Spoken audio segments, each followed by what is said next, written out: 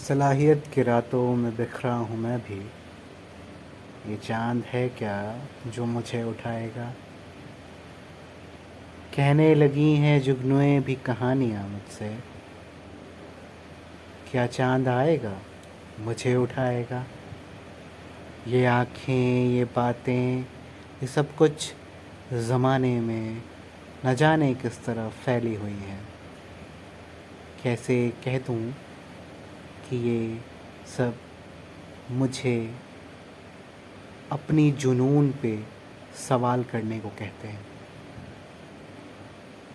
ये रात है जिसमें छोटी छोटी बहुत सारी बातें हैं, मगर इंसान चुनता है वो एक बात जिस पे वो खड़ा रह सके, जिस पे वो अपनी कहानियों को लिख पाए और उन कहानियों को इस ज़माने में रख कर उसके हर एक पन्ने पे इस ज़माने की तकलीफ़ों को उजागर कर पाए।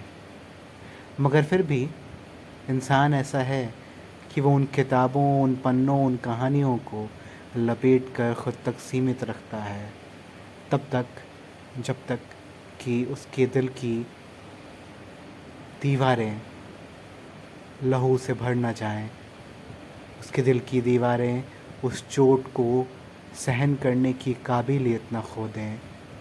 और फिर जो निकलता है ना, वो है कोफ्त। कोफ्त इस दुनिया से चोट खाने की, कोफ्त इस दुनिया से लड़ने की, कोफ्त इस दुनिया से जीतने की। अब आप सोचेंगे कि ये कोफ्त जीत में कैसे आई, तो मुझे ऐसा लगता है कि जो कोफ्त है वो जीत में ऐसे आती है कि जीतने में आप बहुत सारी खूबसूरत चीज़ों को दांव पे लगा देते हैं।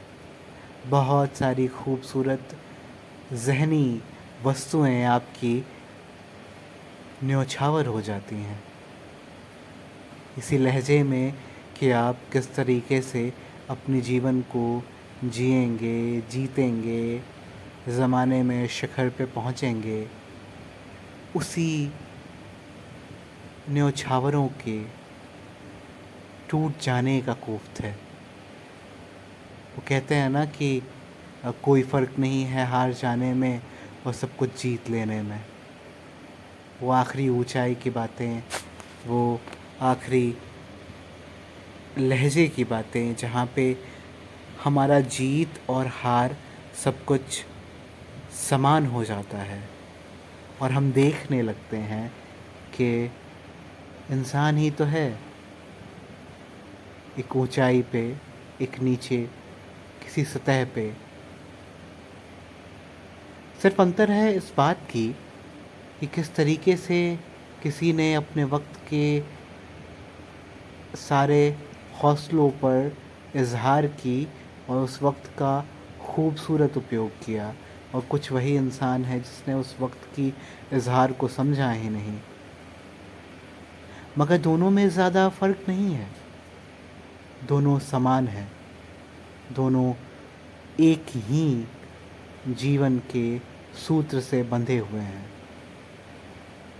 मगर ये ज़माना उन्हें भेदभाव करता है कुछ लाल पीले पत्तियों के बीच। वह कहता है कि फ़लाना अच्छे हैं और फ़लाना बुरे हैं। मगर जीवन इस तरीके से है क्या? जीवन ऐसा है क्या? नहीं। जीवन खुद तो कहता है कि जियो, और ऐसे जियो कि आपको उस सुकून के साथ आपके होश में लपेट के आपको आपके उस रोशनी को उजागर कर दे। आपके अंदर का वो प्रकाश पुंज इस जीवन में अगल बगल के सारे वस्तुओं को इस प्रकार प्रकाशमय कर दे कि वहाँ से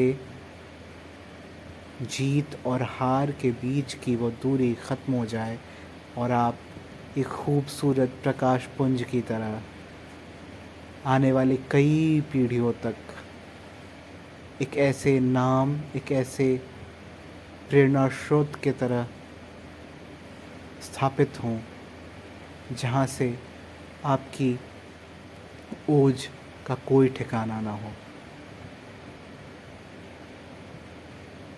यही तो है इस रात का मतलब। जहाँ किसी को प्रकाश पुंज होना है, जहाँ किसी को प्रकाशमय करना है ये विश्व, जहाँ किसी को जीतना है ये विश्व, कभी लालटेन के अंधेरे रोशनी के बीच, कभी ट्यूबलाइट्स के खूबसूरत चांदनी के बीच, या तो फिर किसी चांद के नीचे, या फिर समाज के बीच। याद रखें, प्रकाशमय होना ही जीवन है। धन्यवाद।